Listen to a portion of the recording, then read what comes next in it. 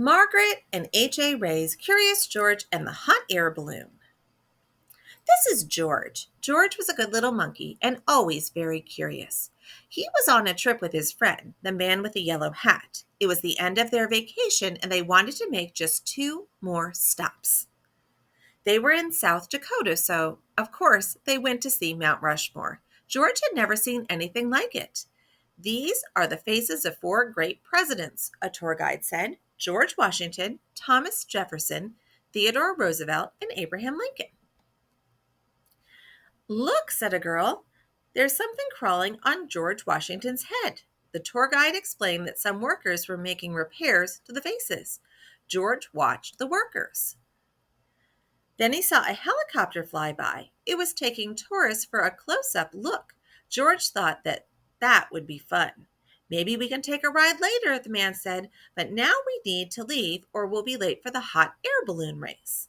So they got back into their little blue car, and before long they came to a whole field full of hot air balloons. George was delighted to see such big balloons. He felt like their spots and stripes and he liked their spots and stripes and stars, but his favorite had a picture of a bunny on it.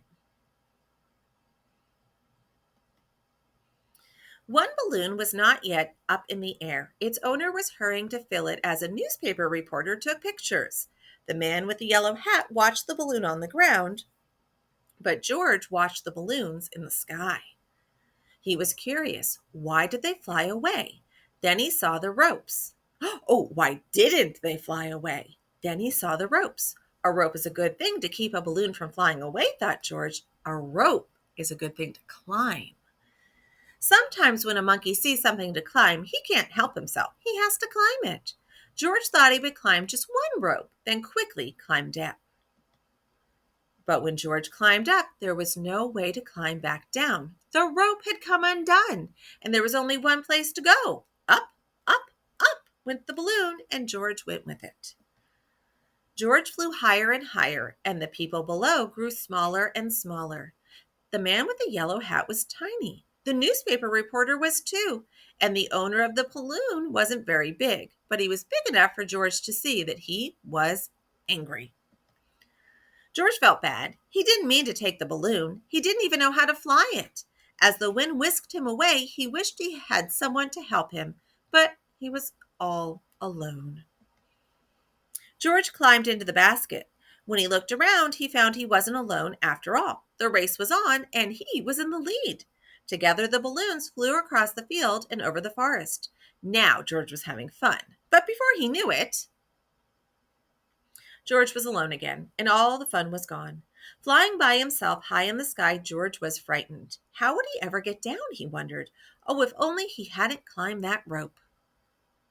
Suddenly, the wind changed, and George saw something familiar. He was excited. Someone was sure to help him now. In fact, there was someone right in front of him.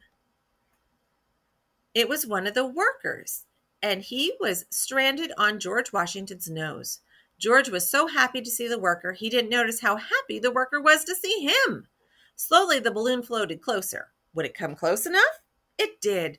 The worker grabbed onto the rope and climbed up. Soon he was in the basket with George. Hooray! Hurrah! George was rescued. Hurrah! The worker was rescued too. They sailed up over George Washington's head and landed safely in a tree. Soon a whole crowd came to rescue them both.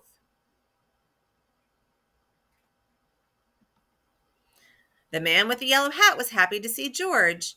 The reporter was glad to have such an exciting story to report, and the owner of the balloon wasn't angry anymore. Everyone had seen the rescue. George was a hero.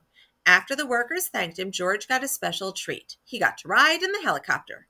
The helicopter flew George and the man with the yellow hat once more past the presidents, then back to the little blue car.